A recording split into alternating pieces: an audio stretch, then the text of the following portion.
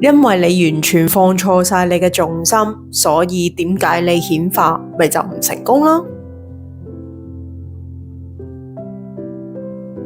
Hello， 大家好，我係 Grace。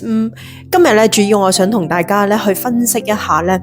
究竟有邊兩大嘅原因咧，係令到你咧唔能夠將你所想要嘅嘢顯化出嚟。而我亦都會話俾你聽一個方法，令到你咧每一日咧去提升咧同你所想要嗰樣嘅東西嗰種嘅感受咧連結一齊嘅。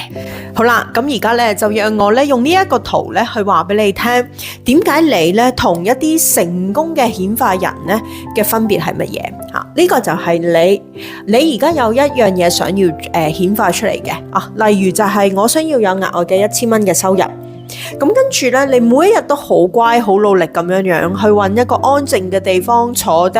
做冥想嘅活動、顯化嘅活動。但係咧，完咗呢20分鐘之後，你超過有15個小時咧，你就喺度望啦。經濟咧好差喎，好多人失業喎。我又今日收到好多賬單喎，我真係可以做到咩？我覺得唔係咁真實喎。你用咗15個小時以上咧，去推翻咧你喺呢20分鐘裏邊咧，本來做完咗呢20分鐘嘅顯化活動嘅時候，你感覺到咧好愉快、好輕鬆、好自由。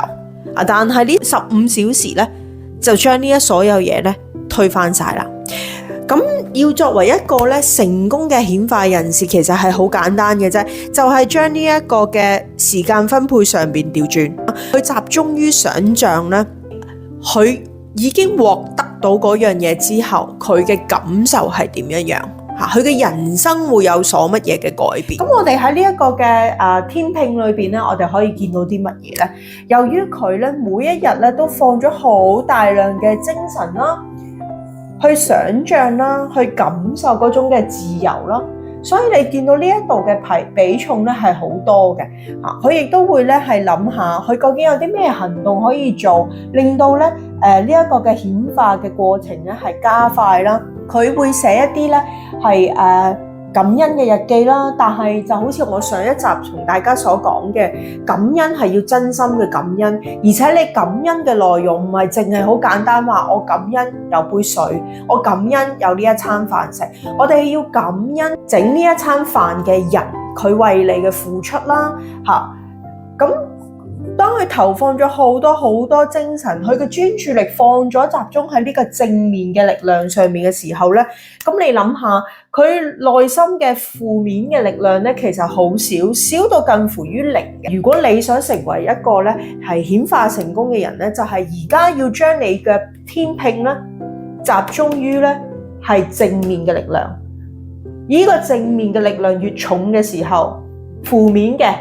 一定會變少。你聽咧，你可以每一日咧係用5分鐘嘅時間咧去做呢個嘅鏡子練習。你企喺個鏡嘅面前，然後你咧隻眼對住咧鏡中嘅你，然後講咧你想要嘅嗰樣嘢，用第三人稱，例如係 Grace 咧係獲得額外嘅1000蚊嘅收入，我感覺到咧財務自由。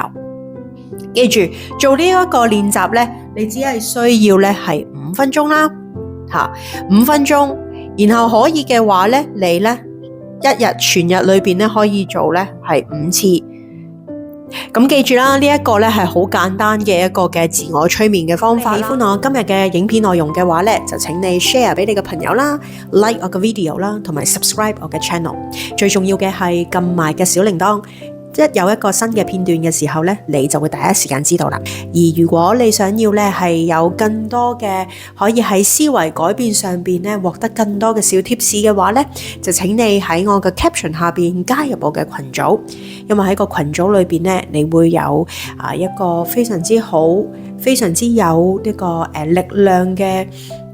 環境咧，係令到你每一日咧係喺思維上邊咧係會有所突破嘅。咁我哋喺下次嘅影片裏邊就再見面啦，拜拜。